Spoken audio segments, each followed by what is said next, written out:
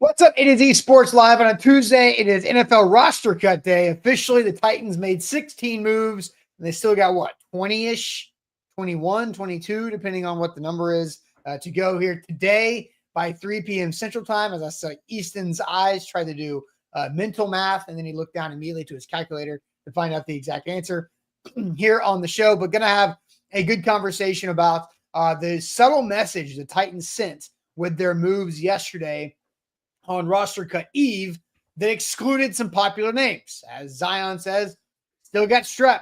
He's still hanging around. He's not gone yet. So is he going to be gone today? We'll discuss it. He's still here for minutes, maybe even hours. Maybe so.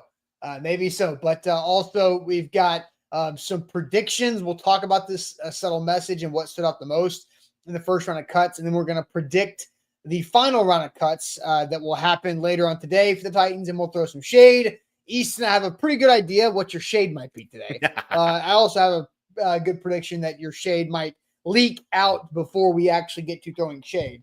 But maybe, I don't know, maybe you want to save it for the last and just go all out on your throwing shade. Well, I think I am going to save it. I mean, Al, I don't know what this is in reference to. I'm assuming this is what I think it is. But Al asks who gets the lunchtime detention today. We'll talk about that by the end of the show. Yeah, we will absolutely do that. So we're going to have a good show here on this Tuesday. So Easton, tell the people what they got to do before we officially get rocking and roll. Yeah, the answer, by the way, is 21. At least 21 more Titans need to be cut today. Nick Suss told me the other day, I like this idea. He said they should just cut it down to like 46. Set the tone. Just go further than you need to. Get all the bums out of here. I don't think that they can or will do that, but they have 21 cuts to make, and then they can, I guess they can go ahead and start signing up to 16 practice squad guys. So the ultimate math on it is there are 36 remaining Titans, which we're going to talk about today. Maybe all of them we're going to touch on at some point, that are fighting for at most 31 spots. Now that's assuming that they don't fill any of the active or practice squad roster spots with team players from other teams, which of course they're going to. So at most 31 spots for 36 players to compete for. And today should be an active, exciting one, Austin. Got to keep it locked on ADZsports.com because we're going to be covering all the cuts all day. We will be speaking with the Titans on Thursday now. Just a little note here for folks. We're going to speak on Wednesday. Now we're going to speak on Thursday. The stated reason for that is because we were told that they expect there to be too many roster machinations still working tomorrow to be able to really give good press conference answers tomorrow during midday. So we'll do that on Thursday, and we'll see what happens between now and Thursday. So much to talk about, but we can't do any of it until you like the show. So hit that like button on Facebook, hit the like button on YouTube, hit it on both, even if you're only watching in one place. We appreciate that from you guys. And then jump in the comments. Randy, Vol, ZX8, Daniel, Dylan, D. Christopher, Corey, some familiar faces in the chat this morning. Good morning to you all. Hope you're all having a great start to your Cut Down Tuesday. Jump in the comments there with them once you have liked the show for us. Austin, let's get it started. Yep, let's do it. Daniel says, screw work, A to Z all day, baby. That's right, because we've also got it around the entire NFL for you guys. But let's get it going officially. Welcome to A to Z Sports here live on a Tuesday. I'm Austin Stanley. He is Easton Freeze, our Titans reporter for A to Z Sports.com, and we are Nashville's on-demand sports talk network, going live weekday mornings around 8 on Facebook, YouTube, and Twitch. Links to the show segment by segment on our Twitter X timeline. Follow us there at A to Z Sports. Also hit us up on Instagram, TikTok, and Threads for more great Titans content.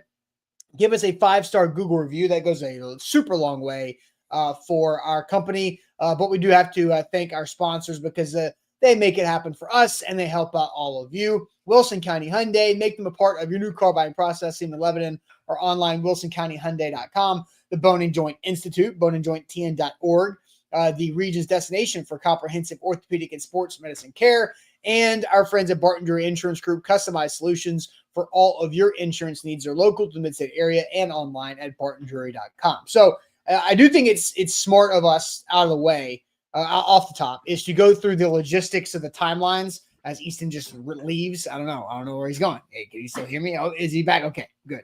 But we should go through the logistics of housekeeping of like what the rest of this week is going to look like, right? So the Titans made 16 cuts yesterday. They were at 91 players, right? Easton, because they get the extra Thomas Adekoya international pathway slot. So they cut were 16. maybe even more than that because they also had guys on PUT. I don't know. It was at least 91 guys. Yes. Who knows? So they have to get down to 53 by 3 p.m. Central Time today, which means they have at least 21 guys to move off of today. Now, if they are subject to waivers, meaning they are not vested veterans yet, which is like 3 seasons of playing at least like 4 seasons of playing at least 3 games, right? That's where the 3 came in. So 4 seasons of at least 3 games. A vested you don't have to veteran play in those games, by the way. You just have to be on the active roster for those games, or on IR, or on PUP. So then they do not have to go through waivers. They can be free agents and go where they want. If they are subject to waivers, then there is a waiver period, which starts today, basically at 3 p.m. Central Time, and goes through tomorrow, where the teams have a chance to put in a waiver claim for anybody they want to add, not to their organization as a practice squad guy, but to their 53-man roster. So if you make a waiver claim, you're putting them on your 53-man roster for at least 3 weeks. That's a very important caveat here. You can't just, like, for example, the Eagles waived Kyle McCord, a rookie quarterback, which, happens with late-round picks at quarterback. Do the Titans have any interest? If they did, they'd have to sign him to the 53-man roster and have to wait for him to clear waivers for the practice squad. So there's a lot of different logistics things, and around noon Wednesday is when the waiver period ends. And so that makes a lot of sense of why there is no Mike Borgonzi press conference on Wednesday, because they're going to be active and going to be busy. We've been talking about it for a while. The Titans had the number 1 waiver claim spot because they were the worst team in the league. And so if they want to put in 12 waiver claims, they'll get all 12 players that they want. But then they got to cut 12 guys from the initial 53 that we find out today, and then just, do all these different quick in the door, out the door, Homer Simpson gifts type things, or the grandpa, I guess, for that situation. So, Easton, any thoughts on my logistical overview for what the next couple of days are going to be? Nope, that about sums it up. It's always interesting. And by the way, they keep that number 1 waiver spot for the first 3 weeks of the regular season. So they're going to maintain that privilege for a while. I think it's actually noon Eastern tomorrow. So maybe 11 Central, if we're not mistaken. Check us on that. But I think that it's 11 Central tomorrow is when the first waiver period ends and players are awarded. That, of course, happens a couple of times between now and the opening day. I wish I had an answer for you on how many and when those things happen, but I don't. We'll figure that out later today. The point is the Titans are going to have the opportunity the next couple of days to claim guys and sign guys. And I mean, guys that are non-vested guys can be signed, today. The guys that are already on the street that could be signed right now. Now, I don't think the Titans are going to do that. And we're going to talk about what we are anticipating their day to look like here in just a minute, because of the way that they cut a certain contingent of players yesterday versus the contingent that they're going to cut today, what their intentions are for choosing who is cut on what day and all of those things. But those, yeah. And Borg says Easton told me to bet my mortgage and then take out a second mortgage on the Titans claiming a corner. I do feel pretty good about them a corner and an edge and probably a linebacker. I would bet on all 3 of those things to happen from waivers. It's always interesting, Austin, when waivers happen and your team is awarded or not awarded somebody, and we're always like, because you don't find out who put in claims or didn't get them. So you're always like, I wonder how many claims they put in. Well, we're going to find out exactly how many claims. Sometimes you do. Sometimes it'll come out later on. Yeah, but it has to be leaked. Like, there's no official recording of who tried to claim what. Yeah. So exactly. Now we know. Yeah, we'll just know super transparent everybody the Titans want and get right. All the benefits of being the worst. Yes, there's a couple of them, and that's one of them. Cam Ward's the other. So, all right, let's get into yesterday's moves, because the Titans cut 16 players yesterday. And Curtis, yes, every player the Titans get or put a claim in, they do get. It's not like your fantasy football leagues where you get a guy and then you go to the back of the line and then it snakes up and circles through it. You get everybody you want for the waiver claim. So but only claims, which is an important distinction, right? Like all the free agents. That's just free agency. So it's kind of the opposite effect in that it's harder for them to get the free agents because no one wants to come to this team. Correct. Yes. So you can get the younger players that are subject to waivers, not the free agents, really. All right. So let's talk about the guys that were cut yesterday. How do you? I'll let you, because you've got your spreadsheet graphics are back and updated. So let's walk us through the names that were cut and waived or released yesterday, and take us through that list.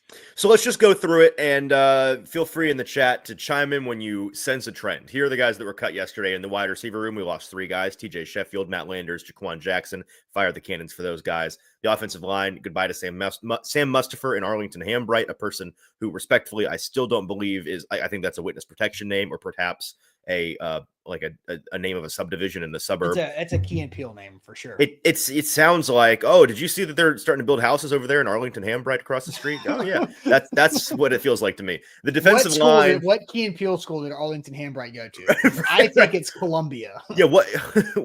What school is Arlington Hambright zoned for? Oh, I don't know whether they've done with that subdivision yet. Defensive line: Joe Gaziano, famous sacker Joe Gaziano, Josiah Bronson, and TJ Smith are gone. At edge, Desmond Evans. Linebacker Amari Burney. Cornerback, we lost all of the UDFAs, which we'll talk about in just a minute. The entire crop wiped out with one fell swoop. So goodbye to Jamari Harris, Davian Ross, Clarence Lewis, and Jalen Kimber. And then at safety, Julius Wood.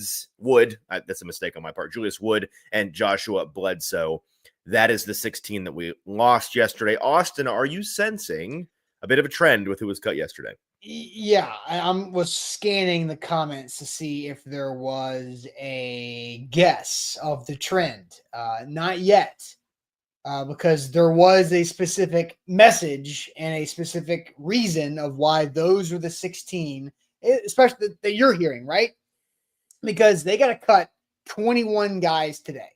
They cut 16 yesterday. Edward says, good, wipe them out. I was talking about the DBs, I guess. So brutal.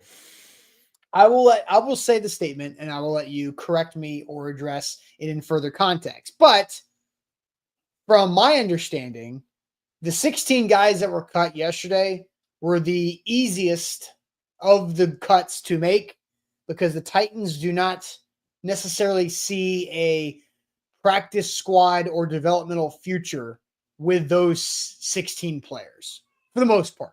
I don't know if there's an outlier here or there, but the understanding is that this group of 16, they're done. It's over. It's not a, hey, stick around. We got P Squad coming up. It's a, thank you for your service. Thank you for your effort, contributions to the team. Thanks for the Microsoft tablet. And yeah, we're going to need that back. See you later. Hand in your gun and badge. How about that? Your code no longer works at the door.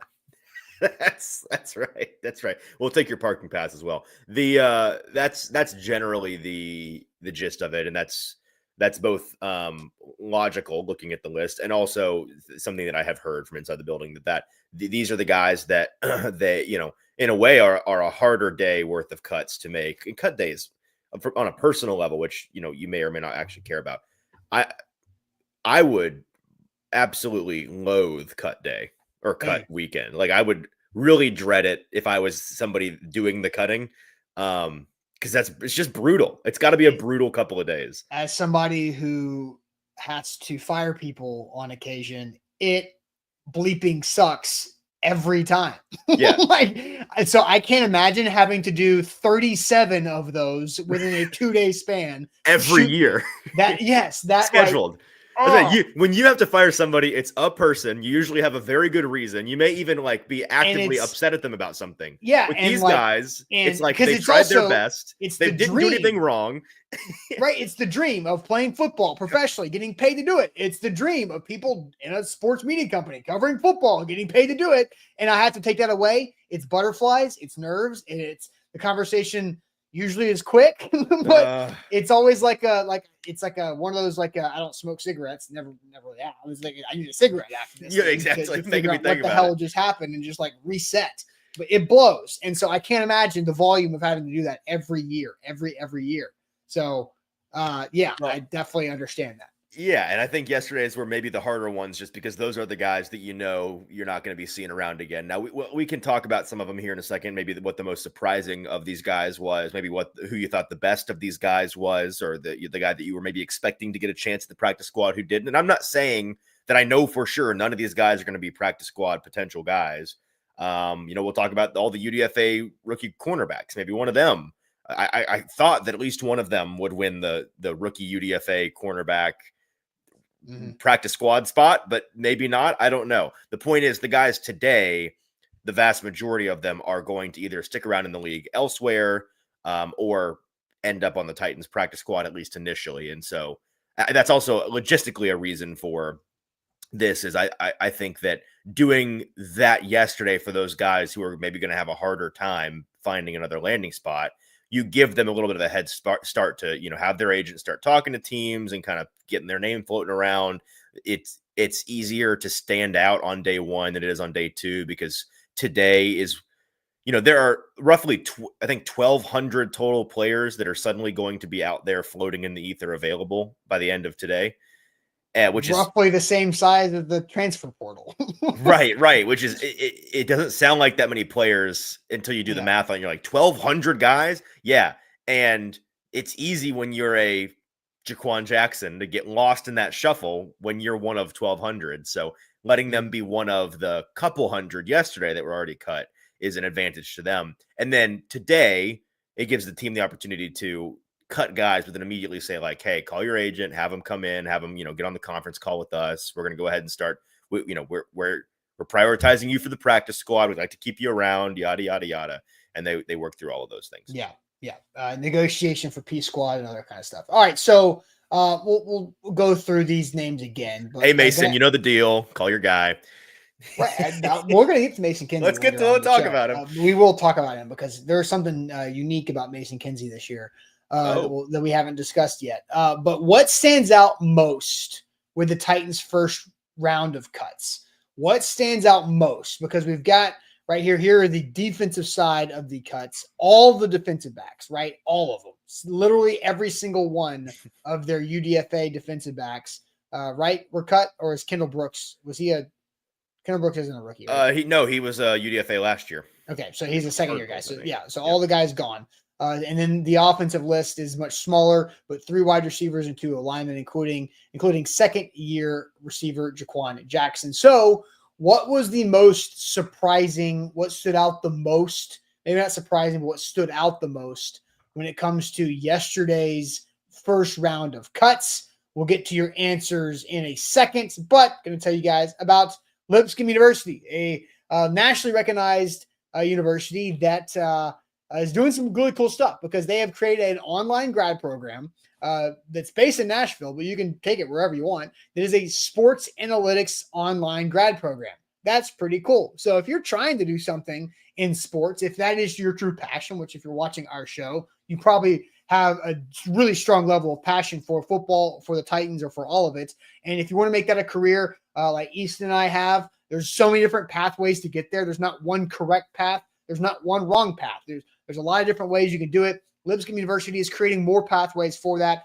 They've got their goals set for this upcoming semester. They've got a lot of really good signups as this program is really on the forefront of this across the country. But you can have an opportunity to get early in on this and really take advantage of what Lipscomb University is providing to students across the country, passionate about sports. If you have a son or daughter, know somebody who's a junior or senior upcoming in undergrad, this is a great time for them to start looking at that grad school program to do whatever they want in life are centered around sports with Lipscomb University. So check them out online at Lipscomb University with their sports analytics program. There's so much more to say, but first make sure you've liked the show and then go to Google, search ATOZ Sports, leave us a 5-star Google review. We really appreciate those. Hit that 5th star on the right and then leave us whatever feedback you'd like. We read them. We cherish them. They are extremely helpful to our business here at ATOZ Sports, and they are free to use. So help us out with one of those Google reviews. All right. So Easton, what we're going to ask the question here. You've already asked it in the chat. What stands out the most with the Titans' first round of cuts?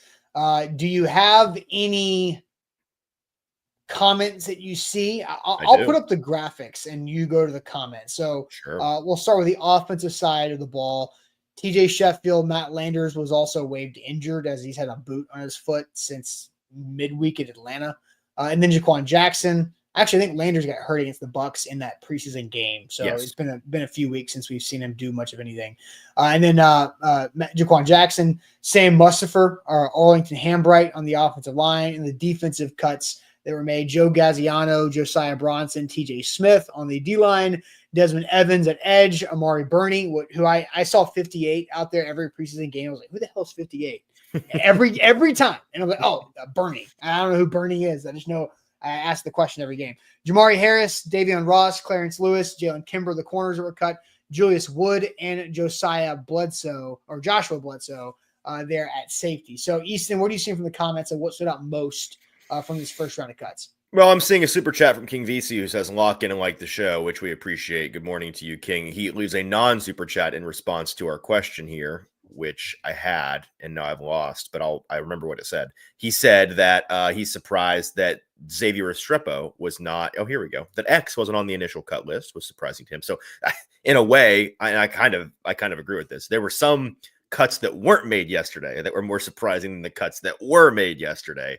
Like, Drake Dabney sticking around. How about Drake Dabney? That's why we asked him super open-ended question. What stood out most? Sure. Let's see some other ones. Garrett says he would have thought that Jaquan Jackson would have made the second round of cuts. Well, no. Tall Texan is not surprised. Again, I've said many times that Jaquan Jackson was one of the most pre-cut players on the roster, but he kept getting opportunities. As it's harsh, he's a sacrificial body. That's what Jaquan Jackson was. It's very harsh, but that's what happened. Yeah. Daniel is surprised that Julius Wood was cut and thinks that he should be a practice squad guy at least. Yeah, that is somebody that a number of people that know what they're talking about really thought the team liked him. And so I'll just jump in. By that one. That's my answer. Sure. My answer is Julius Wood is cut early, and with the understanding, with the caveat of info and the message the Titans sent that this is guys they're mostly done with. If Julius Wood is just over and doesn't have a chance back, that surprised me most because I, like Daniel, thought he was going to be around. He was around last year. He's a big, heavy-hitting safety, good special teams body and athlete that I felt like is some value on practice squad. At least if you're trying to replicate a stud safety, on the opposing defense in practice, you put Julius Wood, put his jersey on Wood and let him go run around and give you a look. That's what I at least thought there was some value there with Wood. So that was I think it stood out the most to me. I agree with you that Wood is surprising. Eric in the comments agrees that Julius being cut first was a surprising thing because he had a decent camp. A couple of points on that. One, they're going to be 5 deep at safety. I would take that to the bank right now. And so, there's only 16 spots on the practice squad. They may have decided they don't need a 6th or 7th safety on the practice squad. I don't know. I also don't know, again, to reiterate, if one of these guys that was cut yesterday ends up on the practice squad, don't come screaming at us because I don't know for a fact that none of them are being considered. I just know that generally they were bucketed as guys that aren't being considered and guys that are being considered. Perhaps there is an exception here or there. The last thing is they may have decided, Wood is cool, Wood is fine, but we are going to be 5 deep at safety. And we also are pretty sure that somebody from our list of potential cut candidate safeties around the league is going to be available and rather kick the tires on one of those guys and kind of churn the position. Yeah. So all of that being said, probably the most surprise, if you maybe you maybe choose the best football player of those guys cut is probably Julius Wood. But that bar is relatively low. Some other things that surprised folks in the comments.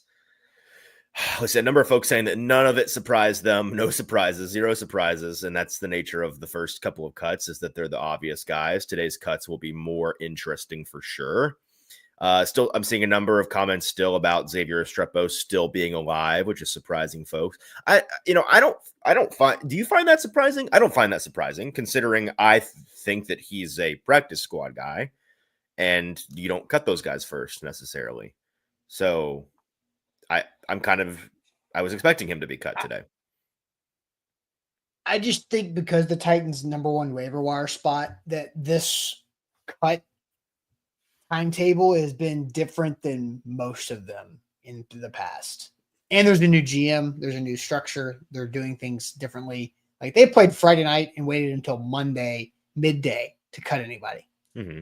Like the Giants played Thursday night and they cut people before the clock hit midnight for Friday. Like it was just like, okay, you guys are still in the locker room. See ya. We'll just do this here. The Patriots cut like 12 guys before the final preseason game or something, didn't they? Or the minute afterwards, something like that. 4 former Titans were also the day of. Yeah. So yeah, great. So like the Titans took their time with this.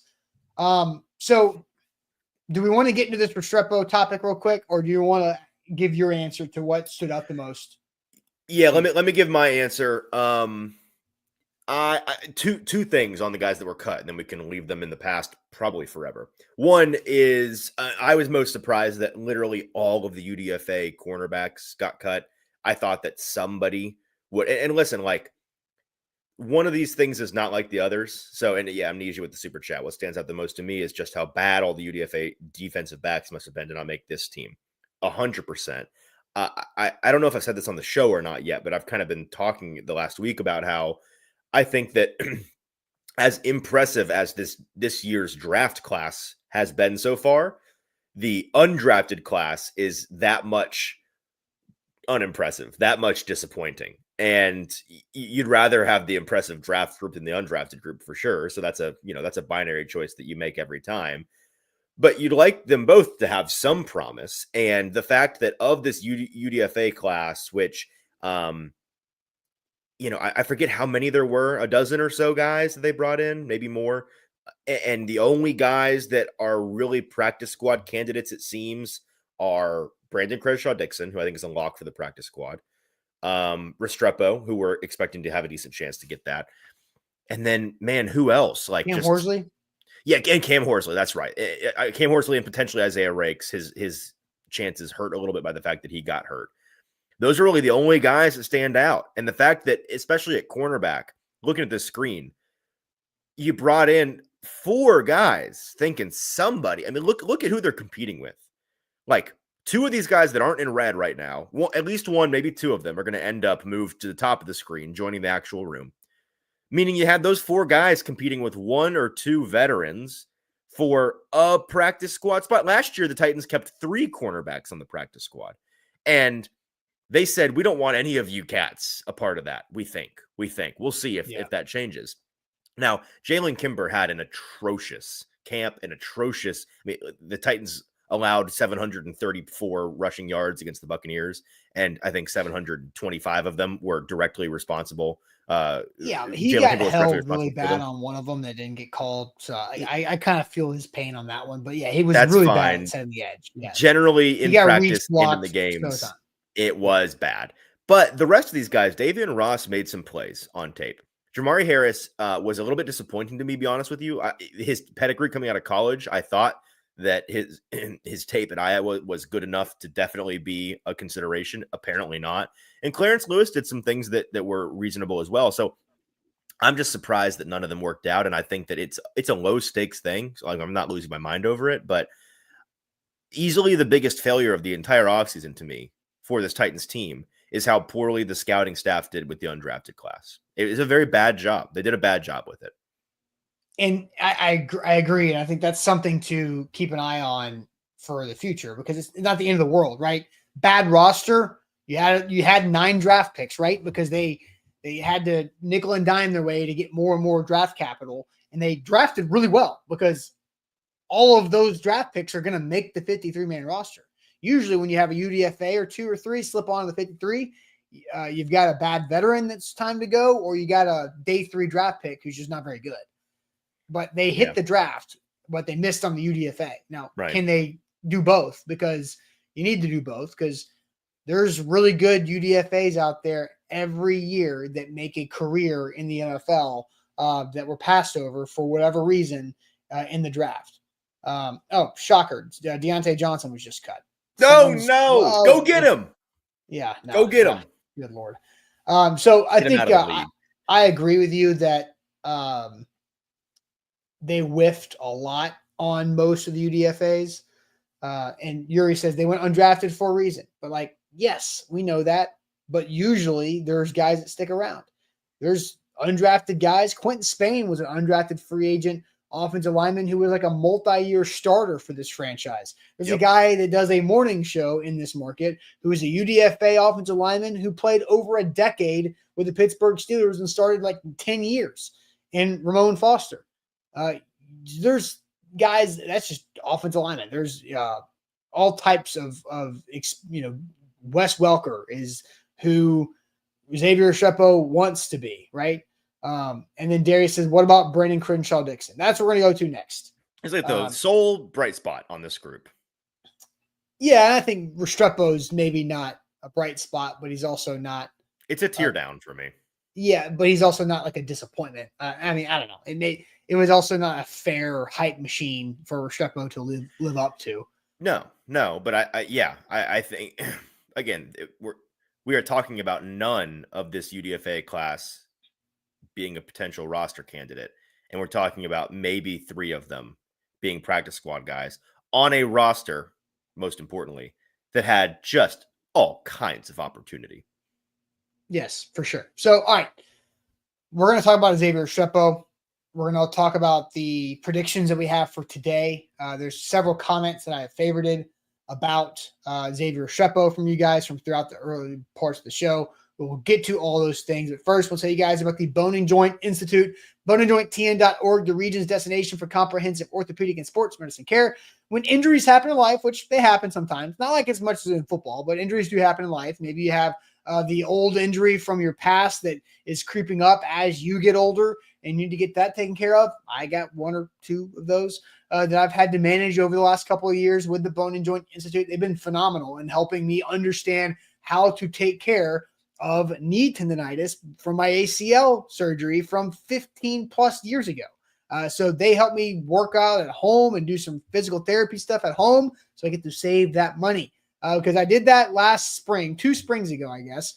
I did some physical therapy with the Bone and Joint Institute. This is a good example of how good they are. The doc, my guy, signed me up for 12 physical therapy sessions. Once I got to 7, they said, you know what? You're good. You graduate. Here's a t-shirt for graduation. Don't pay for 5 that you don't need. So they don't have to just squeeze every nickel and dime out of you like a lot of companies would and could. But check them out online. Book an appointment in Franklin if you need them. boneandjointtn.org. There is so much more to say. We're going to play a little game of keep, cut, or practice squad here in a minute with some guys that are remaining to be cut today. So you'll want to jump in the comments to join us on that.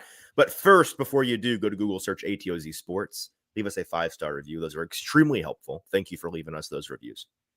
All right. So we will go through these players and do keep, cut, or practice squad, which practice squad means cut and then keep in a different way. That's right. So kind of a little, that might be the Mary version of the game. That is what it is. So no, it's not. It's not actually. I think it is. Mary is just keep, right? It's just a keeper. Practice squad is somebody that Mary's a little bit of both compared to the other 2 options. I think practice squad, you're more, how should we put it? You're dating that person. Okay. Yeah, we can argue that if we wanted to later on. But all right. So do we want to talk Restrepo first, or do we want to? Get that out of the way. All right. Let's talk Restrepo because Xavier Restrepo not cut. And so Randy asked this question earlier. Do you think they didn't play him as much to hide him from other teams so they can stash him on the practice squad? Please answer that. And then Jack says, Zave X not getting picked up by another team. They'd have to roster him on the 53 if he can't crack the wide receivers. He's not getting out anywhere else. So, yes, again, remember, if you are in fear of one of your players getting stolen from you, then they would have to get added to the 53-man roster on the other team. Now, when it comes to clearing waivers, the player can pick between multiple practice squad options, right?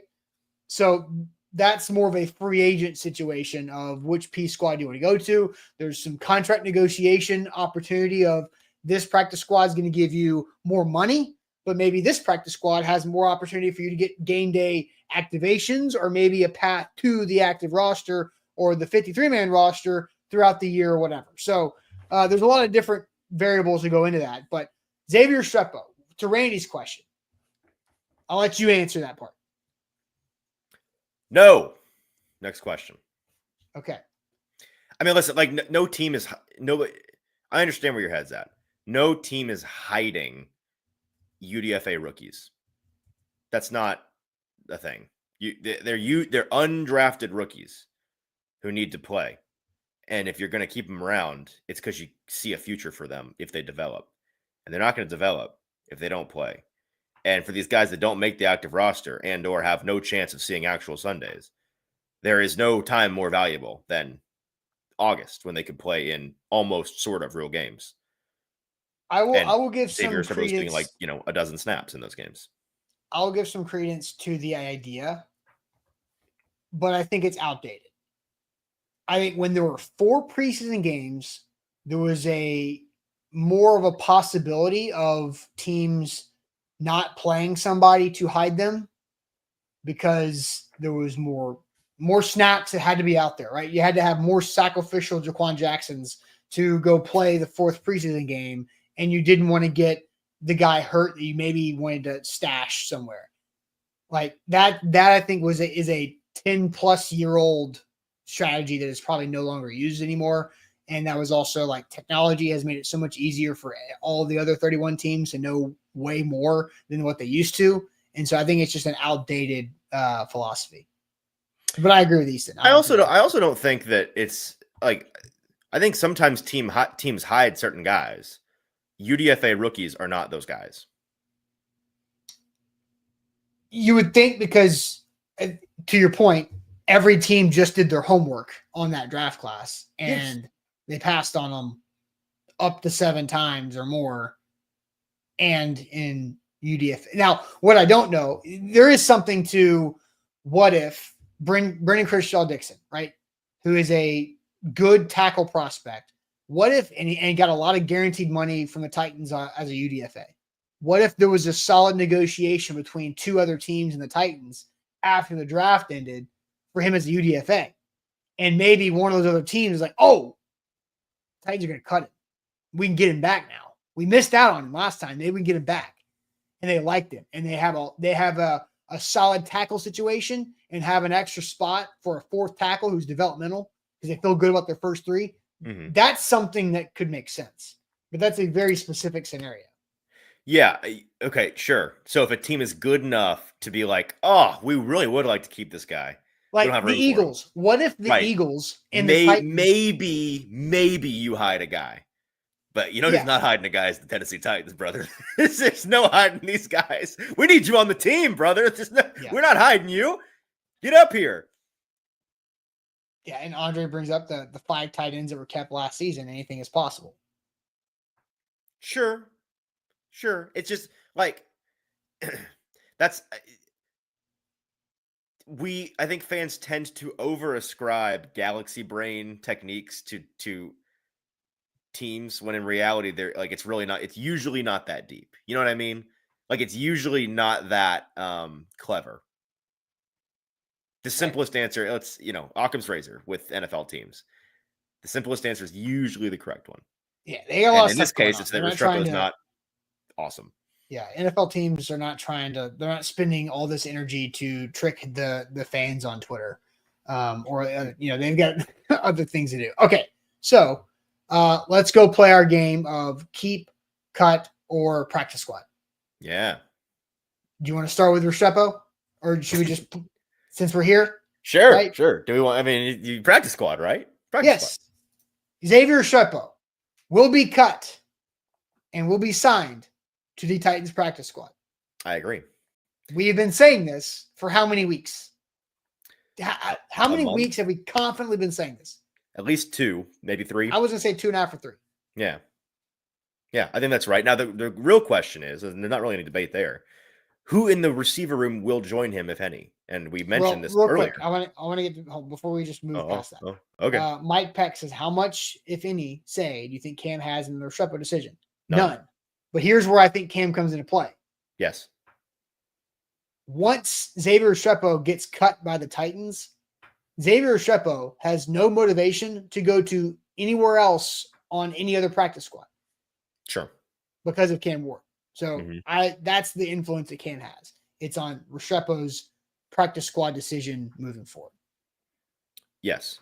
Now, who in the receiver room will be joining him? Will it be Mason Kinsey? And what did you were teasing it earlier? What has changed about Mason Kinsey this year? Well, IR Hershey says, I want Kinsey gone forever. I don't know why. That's rude. Weird. I listened to Corey Levin on Bussin' with the Boys this morning because we've got some content out there about what Cam Ward said about Shedeur Sanders, and we're going to have some more about what Cam Ward said about Xavier Shepherd from that interview. But Corey Levin was asked the question, who's the biggest bro, the most well-liked bro on the whole roster? And Corey Levin said, I hope it's me, but probably Mason Kinsey. So IR Hoshi just doesn't jive with any Titans player because they love Mason Kinsey and he wants him gone. IR Hoshi hates good hangs. Yeah. So why? Daniel Caribbean all over it. Mason Kinsey is vested now. Mason Kinsey will be cut and be a free agent. He will. No waiving, Mason Kinsey. No waiving for Mason Kinsey. You don't have to waive him by. You release him. That is easily the worst joke all year, by the way. Did they waive back? Yeah, I hate it. Delete your account. I hate it. And I will not do that. It wasn't funny the first time. It certainly isn't funny the millionth time. So is Mason Kinsey going to look for other opportunities? So I think the answer, if we're playing keep, cut, or practice squad, we can't just say practice squad with Mason Kinsey. I can. So you feel good that Kinsey is not going to take another opportunity on the Patriots practice squad? I like that you said the quiet part out loud. Let's be honest. Yes. There's another opportunity, not opportunities, that he's going to be considering. But I mean, if you look at Mason Kinsey's resume, there's that franchise is on there already too. Right. So I it's not that I don't think he'll consider it by any means. And if he's not here, I know where I'm betting on him being. I just think that he knows. I think that he's going to weigh his options and know where his bread is buttered and know that he's got a good thing going here in Nashville and that he can keep it up and that he's got an organization that really genuinely does value him. And that's not a guarantee with the new place. Yes, Vrabel knows him. Yes, some of his old teammates are there, but coaches. Right. And front office members. But there's also a lot of front office and coaches and fans that don't know anything about you. And you, as far as they're concerned, you're just going to be another non-regular season consideration that's stopping by and probably won't be here for long. So that's why I think he'll ultimately land on the practice squad, because the Titans value him and because he knows that he shouldn't. If I was advising him, I would say, I get it. Like, I understand the consideration. Do not throw away what you have here. Don't do it. His life is also here. Yes. And this is his 6th training camp. His girlfriend, his family, they're all here. They're all here. And here's another thing too, because I think Chris brought this up there. Hypothetical, if Prochet or DK goes down, Kinsey's a decent replacement. I mean, I would ask you, Easton, who is the backup punt returner to James Prochet? It's DK eventually, but right now, if Prochet got hurt before opening day, like maybe Kinsey. I think if James Prochet is unavailable to return punts week 2 against the Rams at home because something happened week 1, I think Mason Kinsey gets activated from the practice squad to catch punts at home. Possibly. I mean, how do y'all think Kinsey got vested? It's because for 4 years now he's been a decent option to call up. They keep calling him up. Bear caught punts and got vested.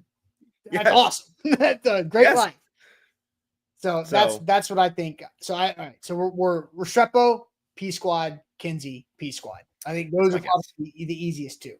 So we have that by wrong graphic. We have James Prochet's making the roster. We got that right. So let's go at quarterback now.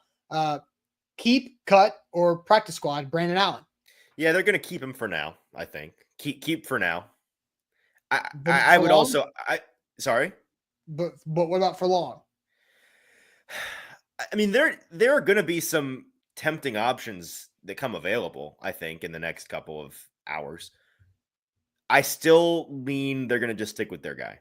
Because I think that their process this whole time has been the devil the guy that we know is good in the room, the guy that the coaching staff might have a little bit too much of an affinity for if they need him to go in because they overlook the fact that he has he's one of the weaker armed quarterbacks I've ever watched play football in the NFL. But their process has also been, I think, pretty shamelessly this whole time that we don't want to spend money and we don't want to be good at that position. Like that's kind of the whole thing. They want to be smart at that position and experienced at that position. And it's perfectly okay with them if they're not particularly good or winning games, which you know me, I think is the wise thing to do. Right. So here's my opinion on starting quarterback to backup quarterback relationship. All right. If you have a young quarterback like Cam Ward who is developing, you do not need freaking Tommy DeVito as your backup, or freaking Hendon Hooker, who could not get the Jared Goff backup job. You need a veteran who knows how to be a pro, who has seen things. You do not need another young backup quarterback to pair with your young developing starting quarterback. If you have an established veteran starting quarterback, then you want to get a young development backup quarterback. So like Kyle McCord, who just got waived by the Eagles. The Titans should not want him, because then you get two rookies working together. They don't know what the hell they're doing.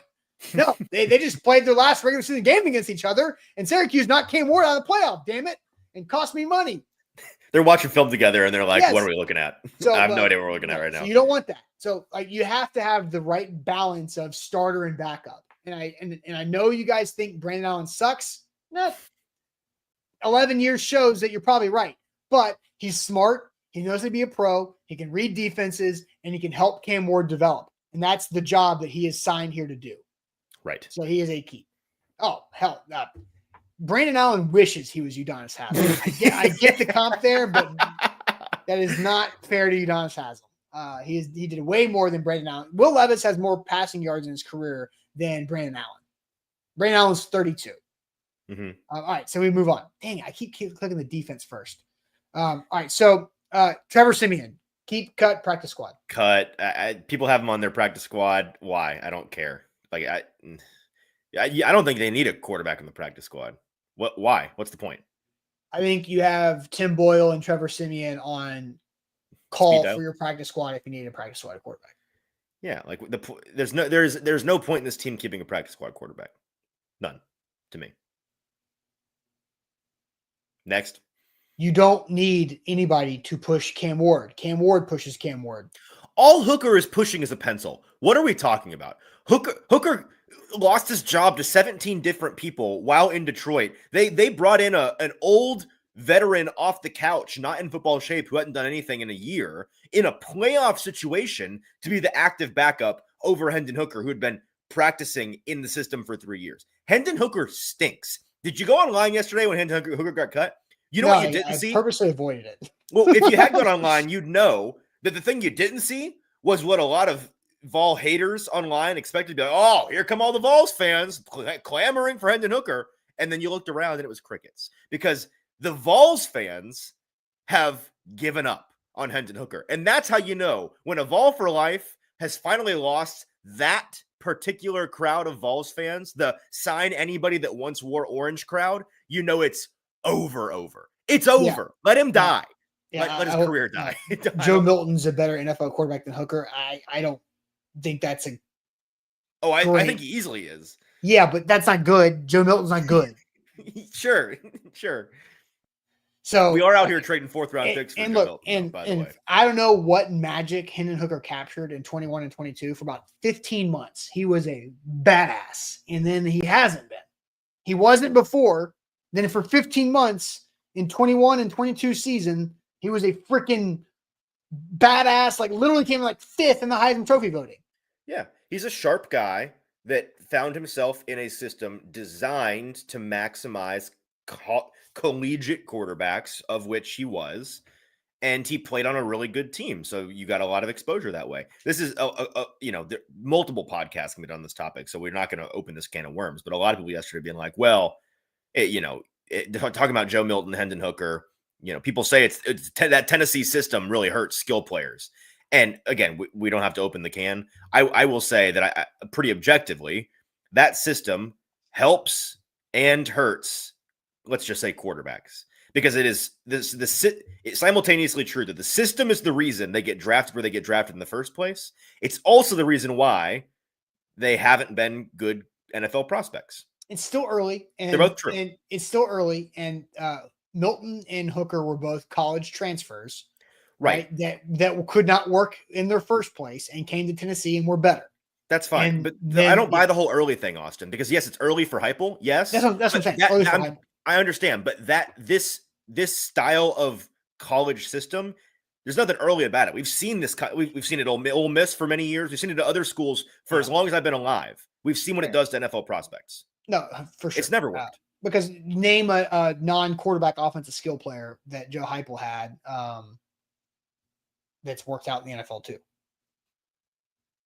Yeah, I mean, you can do that with the current Tennessee regime. You can do it with the current Ole Miss regime. I talked about this a lot in the spring with Ole Miss, is that I think Tennessee gets too much hate for it, and Ole Miss gets not enough hate for it, because you can't name the Ole Miss under the current regime skill player that has turned out in the NFL, and they have had many. We have had many generations now of them that Josh Heupel hasn't had the Lane Kiffin guys for sure. Yes, so, yeah. So let's back to our game. So we both agree that Trevor Siemian is not needed on the practice squad, so we're cutting there. All right, running back. Let's go quicker because we could be here all damn day. But we could be here by 3 p.m. Central Time if we wanted to.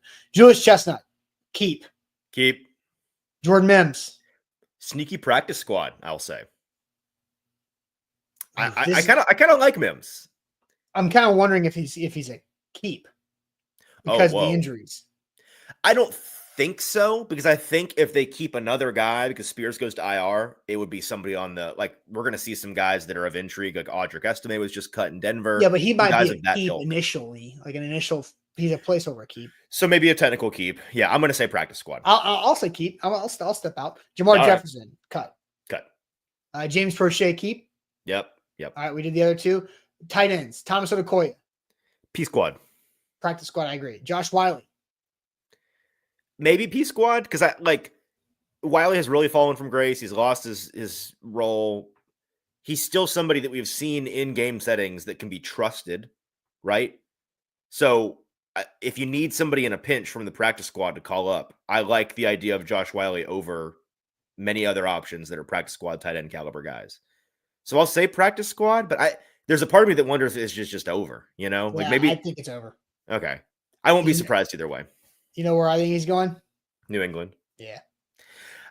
I get it, man. Vrabel Josh Wiley's a Luke Fickell Cincinnati football player drafted by freaking Mike Vrabel. He's going to go back to Mike Vrabel. Well, if Wiley is done in Tennessee and goes on waivers, and I've looked at the Patriots tight end room, like it's not like, well, you know, we'd take him if we had room for him. No, I think he could go. I could go to the Patriots practice squad. Right. One way or another, I think that he could end up there. But if the Titans pass on him and the Patriots pass on him, then it's really over. Yeah, for sure. Josh Wiley is also very, very well liked in that locker room. Yeah. Josh he's a fun guy to be around. Yeah, just not working here. All right, so Drake Dabney, cut. John Njoku. P squad. Agreed. But maybe the roster. Oludo, keep. Keep, but maybe P squad. One of these guys will be on the team and one will be on the P squad. There's an outside chance that they're both on the team initially by the end of today, but I don't think that will last. So maybe they both make it technically and then one goes to P squad. Brandon Crenshaw-Dixon, P squad. Lock practice squatter. Andrew Rupchitz, lock practice squad. Also practice squad. Yeah. Jalen Duncan. Trade him. An option. I'm making the option. It's our game. You think Jalen Duncan's getting traded? You actually believe that that's a chance? Barely. Barely. No, I don't think so. But also, we saw this morning. We've already seen a team trade a 2028 7th round pick for a tackle that you've never heard of.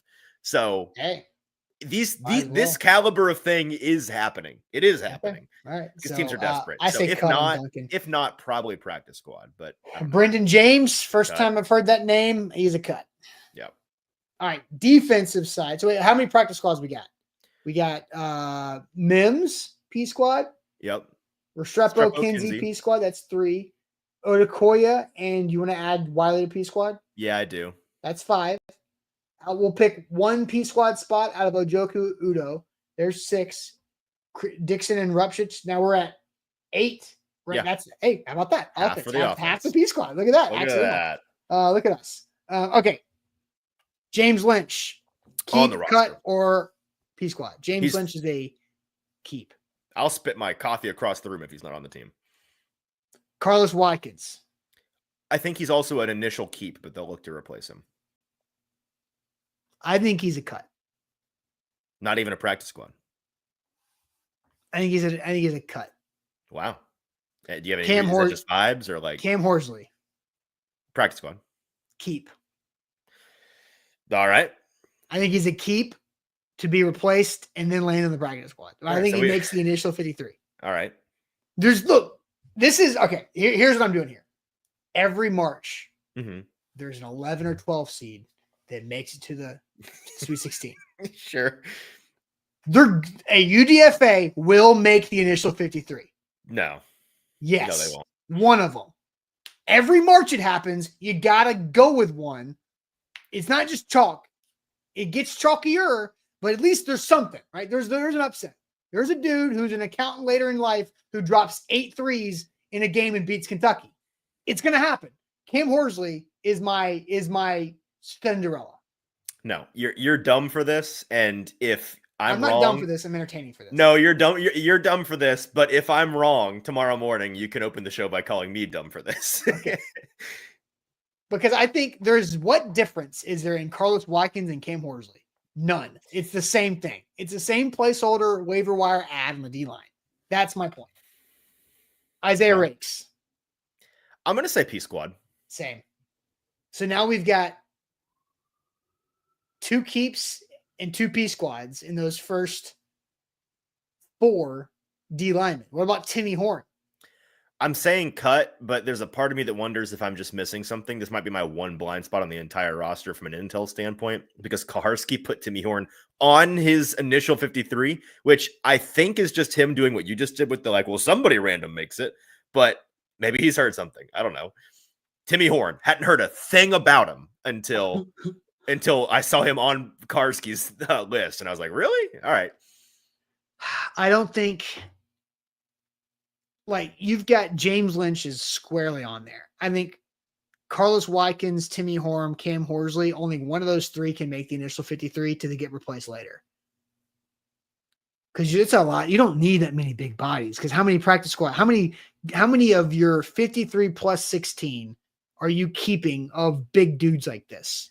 1 or not 2. I think 3. you have five active linemen and 1 or 2 practice squad guys. Yeah, but not 3. But that's where we're coming into. We're coming into.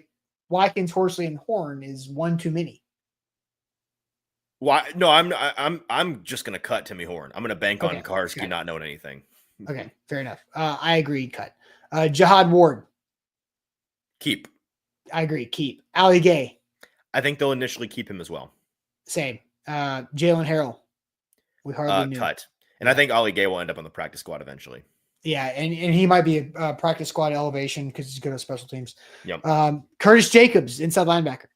I threw my dart in my projection on him winning the fake linebacker 4 lottery. So I'll say he makes the roster as the fakest inclusion on the entire list and then is replaced. See, I think that goes to Asamoah. Sure. So I'm cut on Jacobs. I'm going to keep on Asamoah, and I'm guessing you're the opposite. Yep.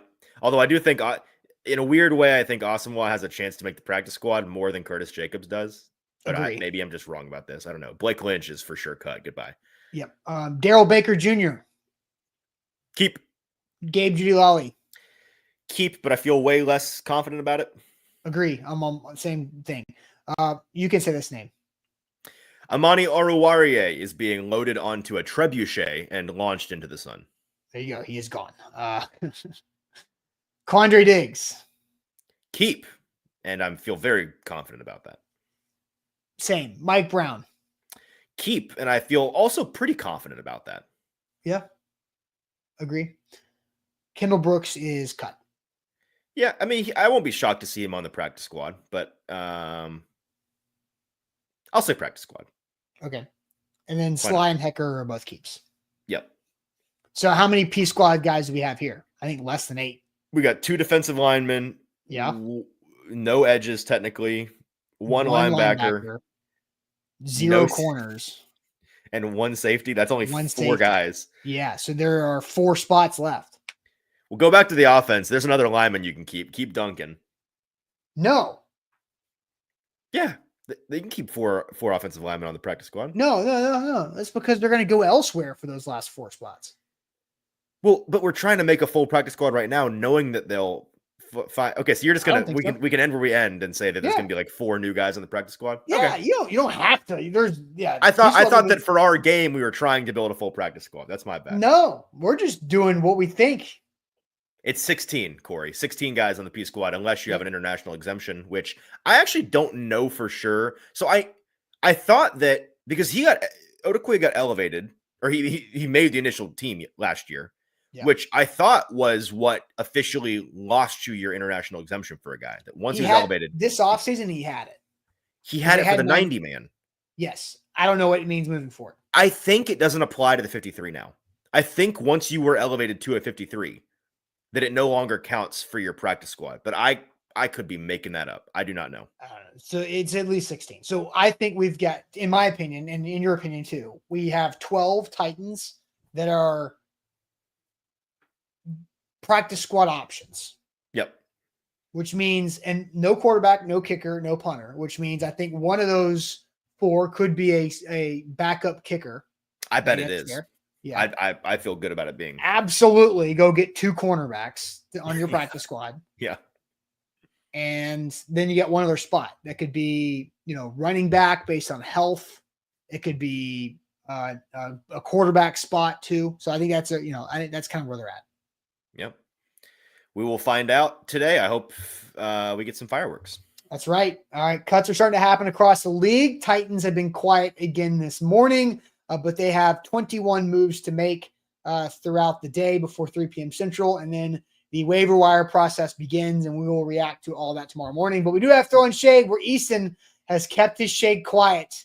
It's great. It's good shade. This is going to be a fun shade session here on the show as my computer froze for a second, and I can't scroll down to the little transition or up to the other graphic. I don't know what's going on. You need help? What's happening? Yeah, I can't. You're trying to play the shade thing? All right, here we go. Yeah, throwing shade. Yeah.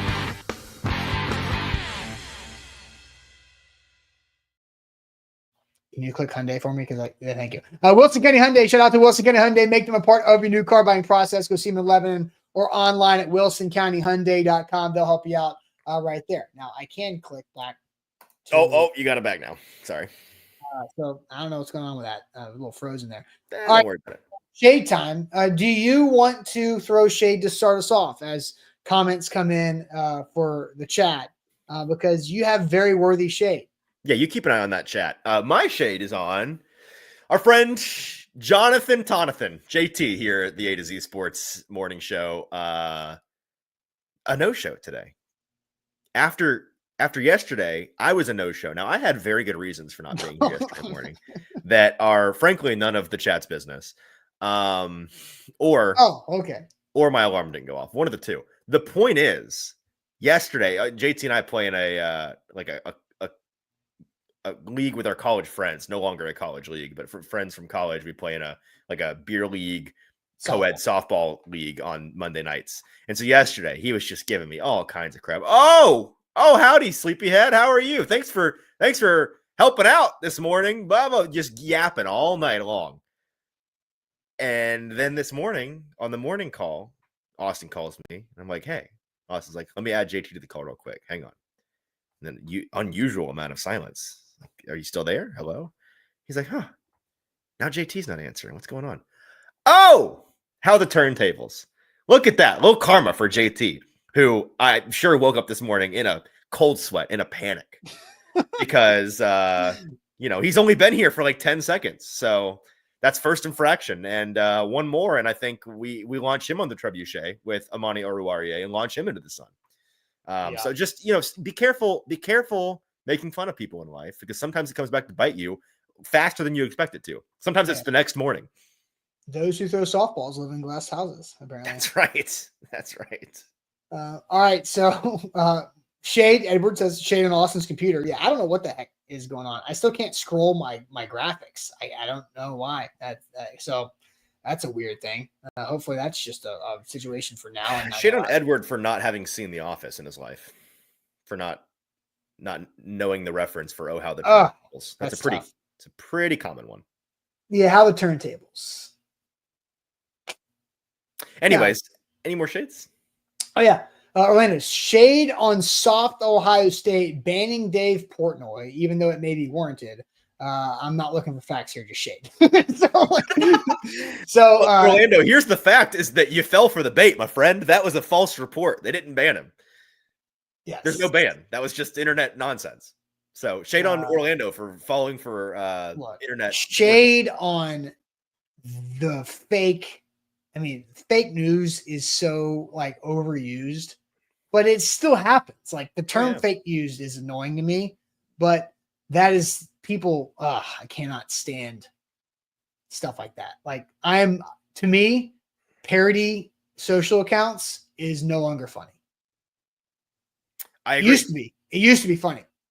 Now I'm no longer entertained. I find them funny when an account like is very open with the fact that they're a parody account. Like I enjoy parody that's not intended to trick, but intended to be funny. True. Yeah. But when the parody account stuff. Right, the deceitful stuff is annoying and lame. Agree. So Jack, my shade over in Ireland. The Kansas State QB's dad and brother got into a big fight after they lost to Iowa State. Did you see that? So the dad and brother fought somebody, or the dad and the brother fought each other? Yes. What? Like on the ground in the concourse, like rolling, like. There's a video of this. Yeah, dude. Oh, how did I miss this? All right, so let me try to describe it. It is not quite Step Brothers front yard fight because there were no props or weapons. It was kind of. Have you ever seen Four Christmases? Vince Vaughn. I have not. Damn! It's kind of like Vince Vaughn's brothers fighting at his dad's house. If anybody's seen Four Christmases, but yeah, that was a crazy situation. What's that quarterback's name? I'm trying to find the video. Avery Johnson. Avery Johnson. Avery Johnson dad trending on Twitter. Okay, here we go. Yes. Anyways, any more shades while I try to find this video because I need to see it. Oh my, I found it. Yeah, it's dude, crazy. There's no way. In a puddle on the ground, they have like 4 KSU fans around them trying to break up. What do we have any idea what could have possibly happened? I don't know, but they had to release a statement the next day. It was hilarious because KSU lost the game, right? So we know that. Yes, by 3. But I don't know what. Who knows? But like the fact that happened is just the most embarrassing thing you could ever imagine. What tool bags, man? What losers? That's crazy. Your own family is what. Like generally speaking, and unrelated to this, I tweeted about this the other day because there was a video going around from like a Cowboys preseason game of 2 grown men in football jerseys, knockdown, drag out fighting in the concourse of a preseason game. And it's just like 99 out of 100 times grown adults in an actual like schoolyard fight is as embarrassing as it possibly gets for both parties. Like, unless you are defending yourself or somebody is, you're you're defending your actual well-being. You think somebody is a threat to you, or the rare opportunity where it's like, they touched your girl, or they said Kids. something so out of pocket that they mess with your kids. Like, you're defending, you have an honorable reason to be fighting somebody, which at a preseason game, there's not many of those opportunities. Preseason for everybody, right? You are a loser. Both ends of the fight. You're a loser. Grow up. You're an adult. Act like it. You're wearing a Cowboys jersey, and you're rolling around on the concourse ground of AT&T Stadium. Now do it, but fight your dad. It's a new level of insanity when it's your own family. It's wild behavior. Yeah, it's crazy. Jeff says throwing shade on YouTube TV and Fox for messing with my college football week 1. Dude, that's gonna get ugly. I'm not sure. What is it? Is this the annual like contract negotiation between network and streaming service that will get figured out in the first quarter of the game that everybody's worried about? Well, I mean, I'm not positive. It might be the version of it where it doesn't get figured out and people get really furious. Every time it gets figured out, guys. That's not true. There have been times, maybe not with football, but there have been times, and football tends to be a big enough driving force, but there are plenty of times that's it. In major sports history where people are just straight up missing games. Because of the blackout. Every contract negotiation gets figured out for football. What happened to Terry McLaurin? What happened to Trey Hendrickson? What happened to Disney and their one from 2 years ago? It got figured out. Too much money on the line. What happens? It's going to get figured out. It's going to happen because they're not going to lose billions of dollars by screwing over the entire country for week 1. So like it's gonna happen. It's gonna be fine. I sure They're hope you are right. Taking it to the 11th hour to a T. Mm-hmm. Hope so. We do this every once in a while. Hope so. Ashley, shade on sickness already going around less than 2 weeks into school. Ugh, that's kind of predictable. Still a pain. Dimitri, shade on Cracker Barrel rebranding. Epic fail. Nobody asked for the changes. Cracker Barrel was already washed. Like they had gone downhill in a hurry the last decade. But this was the nail in the coffin. Cracker Barrel is nothing more than like a relatively solid bathroom option for a road trip. Otherwise, there is no reason to go to Cracker Barrel. A once great institution. Oh, how Rome has fallen. I mean, basically, the entire casual dining experience is nearly extinct. It is, yeah. I mean, like you talking about like the Chili's tier of the TJ Fridays, the Logan's Roadhouse, yeah. You're right. It's not great for that tier of a restaurant, but Cracker Barrel is really doing themselves in. A lot of unforced fast food. Fast food is getting better quality fast food and higher priced, and then you've got the really high end restaurant experience, and then you've got the middle class. It's just we have hollowed out the middle class. Bring back the middle class. I am running for president, and I am campaigning on bringing back the middle class of restaurants. Olive Garden, right? O'Charlie's. I mean, Outback. It's Outback, and you don't do that anymore. It's because it's like $100 if you go for like a family of 4. This is all anecdotal, so I could be wrong about this, but it feels like the only fast casual sub category that's still thriving is Mexican. Yes. Like Chewy's still doing great. You know what I mean? Yes. All of the like Las Palmas, those type of like chains. Yes. Yeah. Because why? Because you want to go. It doesn't matter how old you are, how many kids you have, if you don't have any kids. That slaps. That's going to work out. Everybody's going to have a good time. You get margarita pitchers that are lime green. You can eat that are full of sugar. You can get chips and salsa until you're bloated out the ass from salt. You can do all of these things, and it's for like $40. That's right. So shout out Mexican fast casual for fighting the good fight. They're the only ones that can survive. There's some shades that I don't. Orlando retracted a shade and imposed a 4-week ban on shades. How about I trade you your 4-week ban for an extra 30 seconds on your over/under? That's where my head went. Is I impose a be more lenient on our over/unders for the trivia, please. Okay, that we'll awaiting Orlando's response. My shade is on the select people that I had in my Twitter mentions over the week. Oh, I said no. Then you're no longer. No, that's not how this works. Mod ban him. The people in my Twitter mentions who jumped down my throat for telling everybody how big of fools they were for their overreaction to Van Jefferson by me saying you guys are fools, and then for the people that reacted to my Will Levis tweet the other day about how that's just blasphemy and speculation. No, I was right in both those situations. So Will Levis could have been traded to the Raiders yesterday. Could have, but he decided he didn't want to. Well, that's my shade. It's an interesting conversation. Unfortunately, I am famously retired from talking about William Levis, so a topic for another day. There you go.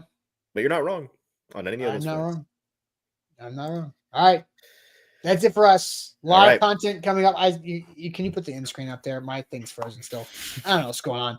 But that's it for us. Make sure you hit the like button. Like the show. If you haven't yet on Facebook, please like the show. Like the show on YouTube as well. Easton's got tons of content throughout the morning for Cut Down Day. And we'll catch you guys later on. Appreciate it as always. Buck Rising last tonight for primetime at 7, reacting to his roster updates and reactions there. So we'll catch you guys tomorrow morning on a Wednesday. Thanks. See ya.